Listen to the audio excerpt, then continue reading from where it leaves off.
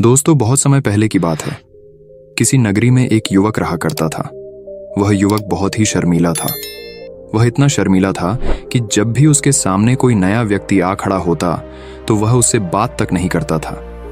यहां तक कि जिन्हें वह जानता था, पहचानता था, उनसे भी बात करने में उसे बहुत शर्माया करता था। वह उनसे भी ठीक से बात नहीं कर पाता था और अपनी इस समस्या के कारण वह खुद ही बहुत परेशान रहता था, क्योंकि वह अपने जीवन में कुछ कर ही नहीं पा रहा था। धीरे धीरे समय बीतता गया और समय बीतने के साथ साथ उस युवक की शर्माने की आदत भी बढ़ती चली गई, जिसके कारण वह अत्यधिक निराश रहने लगा, परेशान रहने लगा, चिंतित रहने लगा। उसे यह समझ नहीं आ रहा था कि वह अपनी इस समस्या से किस तरह से छुटकारा पाए। उसके घर वाले भी अब उसकी इस समस्या को लेकर बहुत चिंतित रहने लगे थे। वे सोचते थे, इसका क्या होगा, ये अपने जीवन में कुछ कर पाएगा भी या नहीं। जब भी वह कहीं पर काम के लिए जाता तो लोग उसके इस सीधेपन का फायदा उठाते, उसे परेशान करते। वह कुछ ज्यादा कह नहीं पाता था, जिसके कारण उसे कोई कुछ भी कह देता और वहां से चला जाता है। इन्हीं सब कारणों की वजह से उसका मन कहीं भी किसी भी काम में नहीं लगता। वह हर काम को कुछ ही दिनों में छोड़ दिया करता। उसके मन में बहुत कुछ चल रहा था। उसके मन में विचारों के तूफान उठ रहे थे। वह सबसे बहुत कुछ कहना चाहता था, लेकिन अपनी इस आदत के कारण वह किसी से कुछ नहीं कह पा रहा था। वह अंदर ही अंदर घुटता जा रहा था। सारे विचार, सारी बातें उसके मन में ही दबी पड़ी थीं। लेकिन कभी भी वह किसी से भी अपने मन की बात नहीं बताता था। जब छोटा सा बच्चा था तब उसे लोग बहुत पसंद करते थे। उसकी इस आदत को भी लोग सराहते थे। लेकिन इसी आदत की वजह से जब वह बड़ा हो गया, युवा हो गया, तो इसी आदत के कारण उसे अपना जीवन जीने में भी अत्यधिक परेशानियां उठानी पड़ रही थीं और वह युवक भी अपनी इस गलती के कारण बहुत परेशान रहता। अपनी इस एक आदत से छुटकारा पाना चाहता था। वह चाहता था कि वह लोगों से अपने मन की बात खुलकर कह पाए। जो कुछ करना चाहता है, जो कुछ कहना चाहता है, वह सबसे वह खुलकर कह सके, कर सके। लेकिन जब भी कोई दूसरा उसके सामने आता तो उसकी जुबान मानो खुलती ही नहीं। यहाँ तक कि वह अपने माता पिता के सामने भी ठीक से बात नहीं कर पाता था। केवल उसके कुछ मित्र थे जिनसे वह अपने मन की बात कर पाता था। जब भी वह किसी बात का जवाब देता तो लोग उसकी हंसी उड़ाते थे, उसका मजाक बनाते।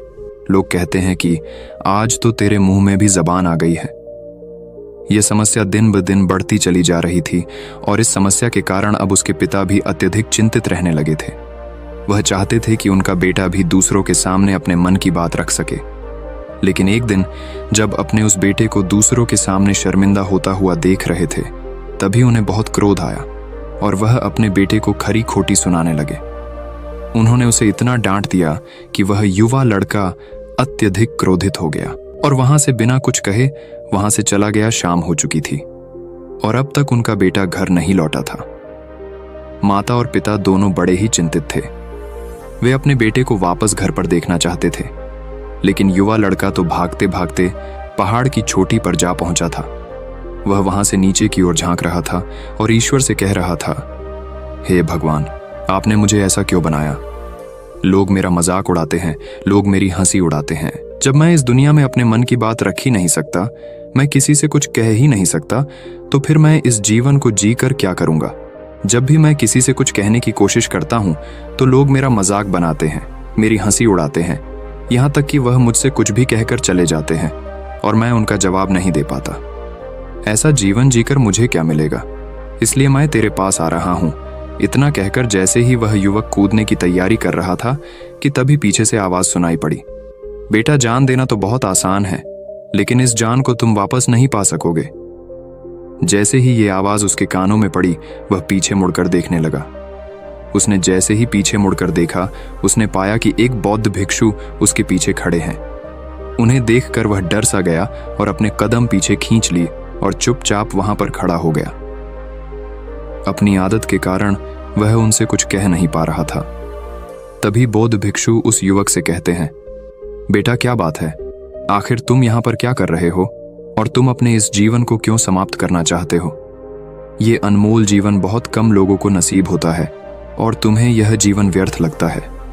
इस पर वह युवक कहता है, नहीं नहीं, कुछ नहीं, मैं तो बस यहाँ पर खड़ा होकर देख रहा था। तभी बौद्ध भिक्षु उस युवक से कहते हैं, बेटा, मैं जानता हूं कि तुम यहाँ पर क्या करने आए थे।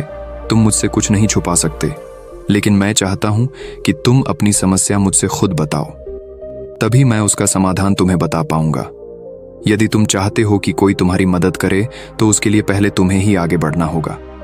यदि तुम चाहते हो कि मैं तुम्हारी समस्या का समाधान करूं तो तुम्हें मुझे अपनी समस्या बतानी होगी, वरना मैं कुछ नहीं कर सकूंगा। उन बौद्ध भिक्षु की यह बात सुनकर वह युवक कहता है, नहीं नहीं, मैं ठीक हूं, मैं सच कह रहा हूं। उस युवक की यह बात सुनकर बौद्ध भिक्षु उस युवक से कहते हैं, ठीक है बेटा, यदि तुम नहीं चाहते कि मैं तुम्हारी मदद करूं तो कोई बात नहीं, मैं तुम्हारी बात पर विश्वास कर लेता हूं। लेकिन तुम्हें भी मेरी एक बात पर विश्वास करना चाहिए कि मैं तुम्हारी मदद के लिए ही यहाँ पर आया हूँ। तुम चाहो तो तुम अपनी समस्या मुझे बता सकते हो और मैं तुम्हारी इस समस्या का समाधान भी अवश्य करूंगा। इसका जवाब देते हुए युवक उन बौद्ध भिक्षु से कहता है, नहीं नहीं, मैं ठीक हूं, आप जाइए। इस पर वह बौद्ध भिक्षु उस युवक से कहते हैं, ठीक है बेटा, यदि तुम चाहते हो कि मैं यहां से चला जाऊं तो मैं यहां से चला जाता हूं, लेकिन मेरी एक बात याद रखना, मेरे जाने के बाद मैं तुम्हारी कोई मदद नहीं कर पाऊंगा और हो सकता है कि तुम्हारी मदद के लिए कोई और आगे भी ना आए। इतना कहकर बौद्ध भिक्षु पीछे की ओर मुड़े और अपने मार्ग में आगे बढ़ने लगे। वो युवक वहीं पर खड़ा होकर ये सब देख रहा था। जैसे ही वह कुछ दूर पहुंचे तभी उस युवक ने जोर से आवाज लगाई, गुरुदेव, मेरी समस्या बहुत बड़ी है, क्या आप उसका समाधान कर सकेंगे? क्या आप मुझे उसका समाधान दे सकेंगे? यह सुनकर बौद्ध भिक्षु वहीं पर खड़े हो गए और पीछे मुड़कर उन्होंने उस युवक की बात का जवाब देते हुए कहा, बेटा, इस दुनिया में कोई भी ऐसी समस्या नहीं है जिसका कोई समाधान ना हो। यदि तुम मुझे अपनी समस्या बताओगे तो मैं उसका समाधान अवश्य करूंगा।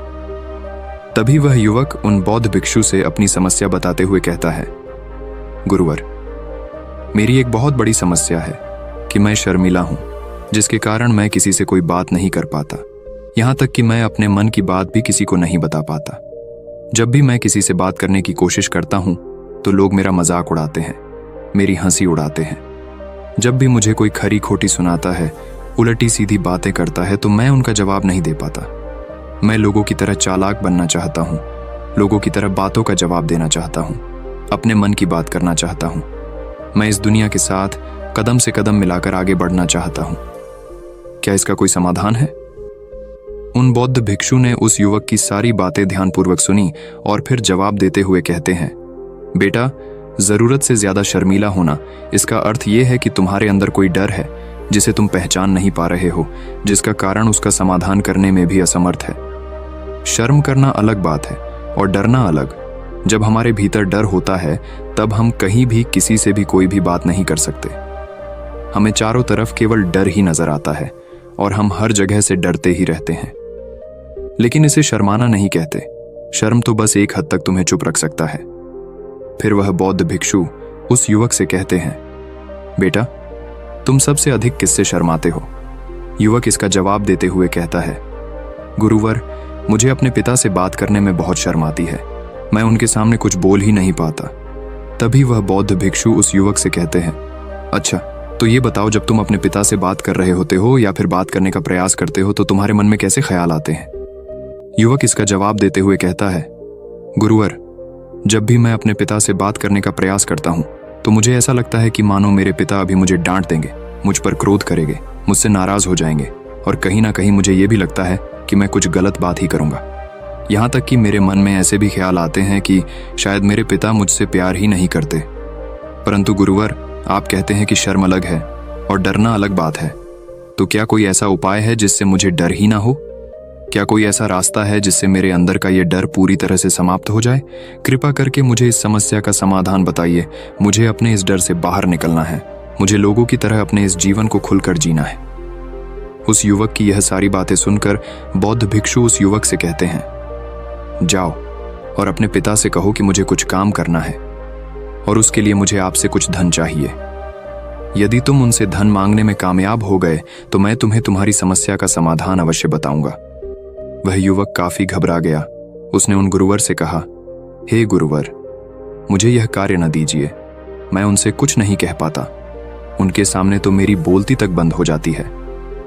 मैं उनसे धन भला कैसे मांगूंगा? ये बात सुनकर बौद्ध भिक्षु उस युवक से कहते हैं, तब तो तुम्हारी समस्या का कोई भी समाधान नहीं है और ना ही तुम कभी भी अपने जीवन को खुलकर जी पाओगे। यह बात सुनकर युवक उन भिक्षुओं से कहता है, गुरुवर्ग, ऐसा ना कहे, कृपा करके मुझे कोई और कार्य बताइए, कोई ऐसा कार्य जिससे मेरे अंदर का डर पूरी तरह से समाप्त हो जाए। कोई ऐसा समाधान बताइए। इसका जवाब देते हुए वह बौद्ध भिक्षु उस युवक से कहते हैं, बेटा, यदि तुम्हें अपने अंदर के डर को समाप्त करना है तो पहले तुम्हें मेरा यह कार्य करना होगा जो मैंने तुम्हें कहा है। वह युवक घबराकर काफी देर सोच विचार करने के बाद पुन गुरुवर से कहता है, ठीक है, यदि आप चाहते हैं कि मैं इस कार्य को करूं तो मैं इसे करने का पूरा प्रयास करूंगा। इतना कहकर वह युवक अपने घर लौट जाता है। उसे देखकर उसके माता पिता बहुत खुश हो जाते हैं और वह युवक अपने पिता से डरते डरते कहता है, पिताजी, मुझे आपसे कुछ बात कहनी है। इस पर उसके पिता कहते हैं, बोलो क्या बात है। युवक आगे कहता है, पिताजी, मैं कुछ काम करना चाहता हूं और उसके लिए मुझे आपसे कुछ धन चाहिए। क्या आप मुझे कुछ धन दे सकते हैं? इतना सुनकर उस युवक के पिता ने उसकी ओर ध्यान से देखा। काफी देर देखने के बाद वह खुशी से झूम उठे और तुरंत ही उन्होंने कुछ धन अपने पुत्र के हाथों पर रख दिया और कहने लगे, बेटा, इतना धन काफी है कि तुम्हें और चाहिए। इसके जवाब में वह युवक अपने पिता से कहता है, नहीं नहीं पिताजी, इतना काफी है, मैं इतने से काम चला लूंगा। वह युवक को उस धन को लेकर तुरंत दौड़ा दौड़ा उन बौद्ध भिक्षु के पास लौटा और जो धन उसने अपने हाथों में ले रखा था उसे दिखाते हुए वह कहता है, गुरुवर, जैसा आपने कहा था मैं धन लेकर आपके पास आ चुका हूं। मैंने अपने पिता से धन मांग लिया है। अब मुझे आप मेरी समस्या का समाधान बताओ। तभी बौद्ध भिक्षु उस युवक से कहते हैं, अरे इतनी जल्दी क्या है, अभी तो तुम्हें मेरे लिए एक और काम करना है, तभी मैं तुम्हें तुम्हारी समस्या का समाधान अवश्य बताऊंगा। और यदि तुम मेरे लिए इस कार्य को पूरा नहीं कर सके तो मैं तुम्हें कभी भी तुम्हारी समस्या का समाधान नहीं बताने वाला। तभी वह युवक उन बौद्ध भिक्षुओं से कहता है, हे गुरुवर, अभी तो मैंने आपके लिए एक काम किया है, अभी आप मुझे एक और काम करने के लिए कह रहे हैं। तभी बौद्ध भिक्षु उस युवक से कहते हैं, हाँ, तुम्हें मेरे लिए एक और काम करना ही होगा। वह युवक एक बार फिर से काफी देर सोच विचार कर उन बौद्ध भिक्षु से कहता है, अच्छा ठीक है, बताइए अब मुझे क्या करना है। इसके जवाब में बौद्ध भिक्षु उस युवक से कहते हैं, जाओ और यह धन जो तुमने अपने पिता से मांग कर लाया है, इस धन को वापस अपने पिता को लौटा दो और साथ साथ ये भी कहना कि पिताजी, मैं अभी काम नहीं करना चाहता हूं, लेकिन जब समय आएगा तो मैं आपसे यह धन वापस ले लूंगा और उससे अपना काम पूरा करूंगा। यह बात सुनकर युवक एक बार फिर से ऊपर से नीचे तक पूरी तरह से कांप गया और कहने लगा, गुरुवर, आप मुझे कोई और काम सौंप दीजिए, मैं उसे जरूर करूंगा। लेकिन अब यदि मैं धन लेकर उनके पास वापस गया तो वह क्या सोचेंगे मेरे बारे में? मैं तो शर्मिंदा हो जाऊंगा उनके सामने। इसलिए गुरुवर, कृपया करके मुझे कोई और काम दे। तभी बौद्ध भिक्षु उस युवक से कहते हैं, बेटा, जो काम मैंने तुम्हें सौंपा है तुम्हें उसी कार्य को पूरा करना होगा, अन्यथा तुम्हारी समस्या का समाधान मैं तुम्हें नहीं बताने वाला। काफी देर सोच विचार करने के बाद वह उन बौद्ध भिक्षु से कहता है, ठीक है गुरुवर, मैं वापस जाता हूं और ये धन लौटाकर मैं अब भी आता। वह तुरंत दौड़ा अपने पिता के पास वापस लौटा और उसने अपने पिता से कहा, पिताजी, मैं यह धन अभी नहीं लेना चाहता, अभी ये धन आप मुझसे वापस ले लीजिए। जब मुझे कोई काम पड़ेगा तो मैं आपसे ये धन वापस ले लूंगा। उसके पिता ने उस युवक की तरफ घूर घूर कर काफी देर तक देखा और फिर मुस्कुराते हुए कहने लगे, बेटा, मैं समझता हूं कि किसी भी काम को शुरू करने से पहले हमें उसके बारे में जानकारी इकट्ठा करनी चाहिए। उसके बारे में समझना जरूरी है। कब, क्या, कैसे और कब तक करना है, इसके बारे में भी हमें जानकारी लेनी जरूरी है। कोई भी काम ऐसे ही नहीं शुरू किया जा सकता, उसमें हम नहीं होंगे या फिर नहीं, इसका भी अनुमान हमें लगाना पड़ता है। और जब हम इन सभी के बारे में सही जानकारी प्राप्त कर लेते हैं तभी हमें धन लगाना चाहिए। मुझे बहुत खुशी है कि तुमने ये सही निर्णय लिया है। जब तुम्हें यह समझ में आ जाए कि जो कार्य तुम करने जा रहे हो वह तुम्हारे लिए उचित है, तब तुम चाहो तो मैं तुम्हें यह धन वापस लौटा दूंगा। युवक अपने पिता से यह सारी बातें सुनकर मन ही मन बहुत प्रसन्न था। उसने ये तो उम्मीद तक नहीं की थी कि उसके पिता हंसकर उसे इस तरह से सारी बातें समझाएंगे। वह मन ही मन ये सोच ही रहा था कि तभी उसके पिताजी उसके और करीब आए और अपनी उस युवा बेटे को गले से लगा लिया। जैसे ही उसके पिता ने उस युवक को गले से लगाया, उसको बहुत अच्छा महसूस हुआ। उसका आत्मविश्वास, उसका हौसला और बढ़ता गया। उसके बाद युवक वापस पुन गुरुवर के पास लौटा और कहने लगा, गुरुवर, जैसा आपने कहा था मैंने बिल्कुल वैसा ही किया है। मैंने धन अपने पिता को वापस कर दिया है। अब तो कृपया करके मुझे मेरी समस्या का समाधान बता दीजिए। तभी बौद्ध भिक्षु उस युवक की तरफ देखकर मुस्कुराते हैं और इस युवक से कहते हैं, बेटा इतनी जल्दी क्या है, अभी तो तुम्हें मेरे लिए एक और काम करना ही पड़ेगा। वह युवक कहता है, महाराज, आप आखिर मुझसे बार बार इस तरह से काम क्यों करवा रहे हैं? क्या आपके पास मेरी समस्या का कोई समाधान नहीं है? कहीं आप मुझे बेवकूफ तो नहीं बना रहे? जिस तरह से लोग मुझे बेवकूफ बनाते हैं, क्या आप भी मेरे साथ वही तो नहीं कर रहे? आपने कहा जाओ अपने पिता से पैसे मांग कर लाओ, मैंने पैसे मांग कर लाए आपने, फिर कहा जाओ ये पैसे अपने पिता को लौटा कर आओ, मैंने आपके कहे अनुसार बिल्कुल वैसा ही किया। और अब आप कह रहे हैं कि मैं आपके लिए एक और काम करूं? नहीं, ये मुझसे नहीं होगा। तभी बौद्ध भिक्षु उस युवक की तरफ देखकर मुस्कुराते हैं और कहते हैं, बेटा बस ये आखिरी काम है और यह बहुत सरल भी है। तुम जैसे ही इस कार्य को पूरा करोगे, मैं तुम्हें वचन देता हूं कि मैं तुम्हारी समस्या का समाधान तुम्हें अवश्य बताऊंगा। इस पर वह युवक फिर से एक बार सोच विचार करता है और उन बौद्ध भिक्षु से कहता है, ठीक है, लेकिन ये आखिरी काम जो मैं आपके लिए करूंगा, बताइए मुझे क्या करना है। तभी बौद्ध भिक्षु एक मूर्ति निकालकर उस युवक के हाथ में थमा देते हैं। वह मूर्ति देखने में बहुत ही साधारण सी थी, लेकिन वह बौद्ध भिक्षु उस युवक से कहते हैं, बेटा तुम्हें इसे बाजार में ले जाना है, इसे बेचना है और इसके बदले में तुम्हें 100 सोने के सिक्के लेकर आने हैं। जब तुम यह करने में सफल हो जाओगे, तभी मैं तुम्हें तुम्हारी समस्या का समाधान तुम्हें बता पाऊंगा। वह युवक उस मूर्ति को अपने हाथ में लेकर बड़े ही गौर से देखता है और उन बौद्ध भिक्षुओं से कहता है, हे गुरुवर, ये तो बड़ी ही साधारण सी मूर्ति लग रही है, मानो मिट्टी की बनाई गई। इसके लिए भला 100 सोने के सिक्के मुझे कौन देगा? कहीं आपका माथा फिर तो नहीं गया है? इसके 1 या 2 सोने के सिक्के मिल जाए, वही बहुत है, लेकिन इसके लिए 100 सोने के सिक्के कोई नहीं देगा। तभी बौद्ध भिक्षु उस युवक से कहते हैं, बेटा मैंने जो तुम्हें काम सौंपा है, यदि तुम उसे पूरा करोगे तभी तुम्हें तुम्हारी समस्या का समाधान मिल पाएगा, अन्यथा तुम चाहो तो अपने घर लौट सकते हो, फिर से वही अपने पुराने जीवन में जहां लोग तुम्हारा मजाक बनाते हैं, लोग तुम्हें डराते हैं, सताते। मैं तुम्हें यहाँ अपने डर को निकालने में तुम्हारी मदद कर रहा हूँ। तुम मेरे यहाँ काम करके अपने डर को धीरे धीरे भगा पाओगे। मेरे इस काम को पूरा कर दो, तुम्हें सब समझ आ जाएगा। वह युवक उन बौद्ध भिक्षुओं की बात सुनकर मन ही मन ये विचार करता है कि मुझे तो मेरी समस्या का समाधान किसी भी हालत में चाहिए, जिस कारण वह उस मूर्ति को उठाकर बाजार की ओर चल पड़ता है। बाजार पहुंचकर वो एक जगह चुपचाप उस मूर्ति को लेकर खड़ा हो जाता है और इंतजार करने लगता है कि कोई आएगा और उसे उस मूर्ति के बारे में पूछेगा, और तब वह उस मूर्ति के लिए 100 सोने के सिक्के की मांग करेगा। देखते ही देखते काफी समय बीत गया, लेकिन अभी तक उसके पास कोई भी व्यक्ति नहीं आया था। उसने आसपास देखा तो लोग चिल्ला चिल्ला कर अपने सामानों को बेच रहे थे, जोर जोर से आवाज लगा रहे थे। उसने भी सोचा, यदि मुझे अपनी इस मूर्ति को बेचना है तो मुझे भी जोर जोर से आवाज लगानी होगी।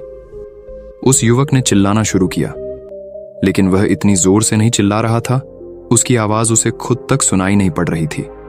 तो भला उसकी आवाज को दूसरे कैसे सुनते, जिस कारण उसे कोई भी व्यक्ति खरीदने के लिए तैयार नहीं था। धीरे धीरे शाम का समय हो चुका था और उस व्यक्ति को यह डर था कि कहीं वह बौद्ध भिक्षु वहां से कहीं चला ना जाए, अन्यथा उसे उसकी समस्या का समाधान कौन देगा। ये सोचकर उसने जोर जोर से आवाज लगानी शुरू की कि 100 सोने के सिक्के में यह मूर्ति ले लो। उसकी आवाज सुनकर लोग उसके पास आने लगे और उससे यह सवाल करने लगे, इस मूर्ति में ऐसा क्या है जो तुम इसके लिए 100 सोने के सिक्कों की मांग रहे हो? इसके अंदर ऐसा कुछ तो खास होगा ही। युवक काफी देर सोच विचार कर उस युवक से कहता है, नहीं नहीं, मुझे कुछ नहीं पता, मैं तो बस ये मूर्ति यहां पर बेचने आया हूं। तभी उसमें से एक युवक उस युवक से कहता है, अगर ऐसी बात है तो इस मूर्ति को कोई नहीं खरीदने वाला। आखिर इस मूर्ति में ऐसा क्या खास है जिसके लिए तुम सोने के सिक्के की मांग कर रहे हो? ये तो तुम्हें बताना ही पड़ेगा। धीरे धीरे कई लोग उसके पास आए और सभी ने बस एक ही सवाल किया, आखिर इस मूर्ति में ऐसा क्या खास है, ऐसी क्या बात है जिसके लिए तुम सोने के सिक्के की मांग कर रहे? उस युवक ने उससे बातचीत की, उन्हें समझाने की कोशिश की, कई प्रयत्न किए, लेकिन कोई भी उस मूर्ति को सोने के सिक्के देकर खरीदने के लिए तैयार नहीं था। वह निराश हो गया, उसे कुछ समझ नहीं आ रहा था कि वह क्या करे। तभी बाजार में उसने देखा कि कुछ लोग अपने सामानों की खासियत बता रहे हैं, उसे बेचने के लिए उसकी खास खास बातों के बारे में लोगों को समझा रहे हैं। ये देखकर उसने भी सोचा कि मुझे भी इस मूर्ति की कुछ खासियत लोगों को बतानी है। उसने फिर एक बार जोर जोर से आवाज लगानी शुरू की, समस्या का समाधान निकालने वाली मेरी गुरु की इकलौती मूर्ति, जो इस दुनिया में केवल एक ही है। जिसके पास भी यह मूर्ति होगी उसके घर में कोई समस्या नहीं होगी। यह मूर्ति उस समस्या का समाधान तुम्हें अवश्य बताएगी। ये सुनकर लोग उसके पास पहुंचने लगे और उसे ये सवाल करने लगे, क्या सच में ये मूर्ति जिसके पास होगी उसके पास कोई समस्या नहीं होगी? क्या सच में ये सभी समस्याओं का समाधान करती है? उसका जवाब देते हुए युवक कहता है, हाँ, सभी समस्याओं का समाधान कर देती है। यदि आप इस मूर्ति को ले जाते हैं, आपके घर में कोई भी समस्या होगी तो उसका समाधान यह आपको अवश्य बताएगी। चाहे कोई भी समस्या हो, कैसी भी समस्या हो, कैसी भी परिस्थिति हो, आपको इसका समाधान अवश्य मिलेगा। इतना सुनने के बाद अब वही एक मूर्ति सबको चाहिए थी, उस मूर्ति के दाम लगाने लगे। कोई उसे 200 सोने के सिक्के, तो कोई 400, कोई 6, 7, तो कोई 1000 सोने के सिक्के देने के लिए तैयार था। उस मूर्ति की कीमत लगातार बढ़ती जा रही थी। जैसे जैसे लोगों को पता चलता जा रहा था कि ये मूर्ति लोगों की समस्या का समाधान करती है, लोग उसे किसी भी कीमत पर खरीदने के लिए तैयार हो गए थे। अब वह युवक भी आत्मविश्वास के साथ और जोर से चिल्ला रहा था, लोगों को उस मूर्ति के बारे में समझा रहा था, बता रहा था। अब उसके मन में कोई डर नहीं था। वह लोगों को उस मूर्ति के बारे में पूरे आत्मविश्वास के साथ बिना घबराए उस मूर्ति की खासियत बताने में लगा हुआ था, जिसके कारण लोग उस पर भरोसा कर रहे थे और वह भरोसा लोगों की नजरों में नजर भी आ रहा था। जैसे जैसे अंधेरा होता गया, लेकिन लोगों की भीड़ मानो कम होने का नाम ही नहीं ले रही थी। लोग उस मूर्ति को खरीदना चाहते थे। उस युवक ने जोर से आवाज लगाई कि मुझे क्षमा करे, यह मेरे गुरु की मूर्ति है और मैं इसे बेचना नहीं चाहता।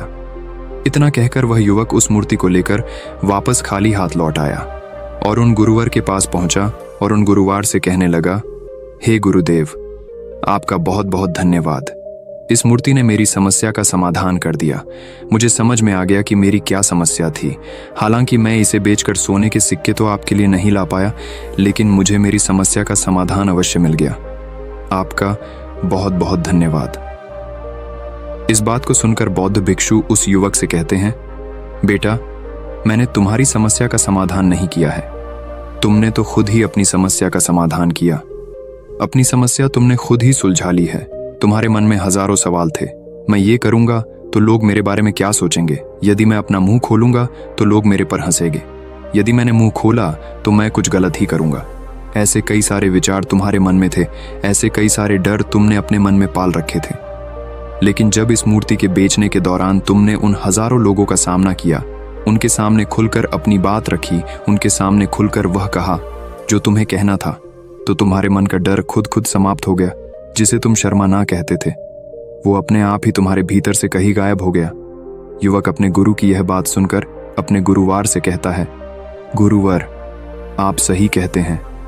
आपने आज मेरे मन में वो विश्वास जगा दिया है जिसे मैं अब अपने जीवन में कुछ भी हासिल कर सकता हूं। आपका बहुत बहुत धन्यवाद। डर को धीरे धीरे खत्म करने से ना ही आपको शर्म आएगी और ना ही डर लगेगा, और जब आपके भीतर का डर हमेशा के लिए समाप्त हो जाएगा तो आप अपने जीवन में जो भी कुछ करना चाहते हैं, जो भी कुछ पाना चाहते हैं, उसका रास्ता आपके लिए पूरी तरह से साफ हो जाएगा और आप अपने मार्ग पर तेजी से आगे की ओर बढ़ने में सक्षम भी हो जाएंगे। इसलिए लोग क्या कहते हैं, क्या कहेंगे, ये सब छोड़ दीजिए और खुद पर विश्वास कीजिए, क्योंकि आप ही हैं जो अपने इस डर का सामना कर सकते हैं। दोस्तों, सच्ची श्रद्धा से कमेंट में नमो बुद्धाय जरूर लिखिएगा। इस वीडियो को लाइक करें तथा अपने दोस्तों के साथ शेयर करें और हमें सब्सक्राइब करना ना भूलें। और हाँ, इस वीडियो से कोई भी सवाल है तो आप कमेंट में पूछ सकते हैं। अगर कोई नहीं है तो आप कमेंट में नमो बुद्धाय लिखना ना भूलें, क्योंकि आपकी कमेंट से हमें वीडियो बनाने का मोटिवेशन मिलता है। धन्यवाद।